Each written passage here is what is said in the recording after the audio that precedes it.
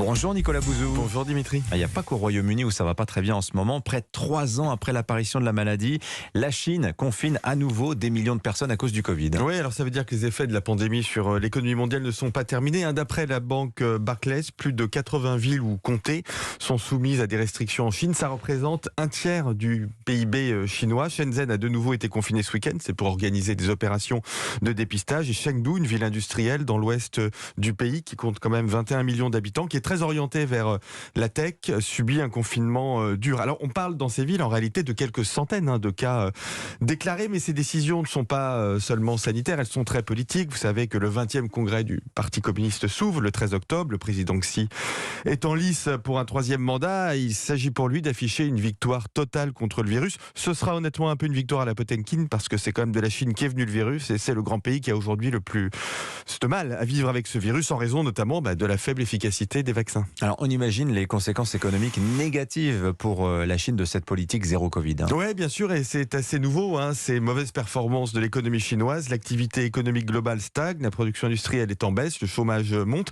Le rationnement de l'électricité qu'on craint beaucoup ici est déjà une réalité en Chine, en raison de la canicule de cet été qui a freiné considérablement la production hydroélectrique. Et puis bien évidemment, il y a la crise immobilière avec des faillites de promoteurs en chaîne, des acheteurs qui sont laissés sur le carreau, des acheteurs sur plan qui sont confrontés à l'arrêt des chantiers. En fait, l'économie chinoise ne tient plus que grâce à ses exportations, c'est-à-dire grâce à l'Europe et aux États-Unis, grâce à nous en fait. Et à la Russie peut-être, non ?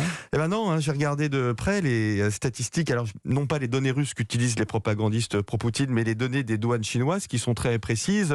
En février, au début de la guerre, la part des exportations chinoises vers la Russie était de 2,4%.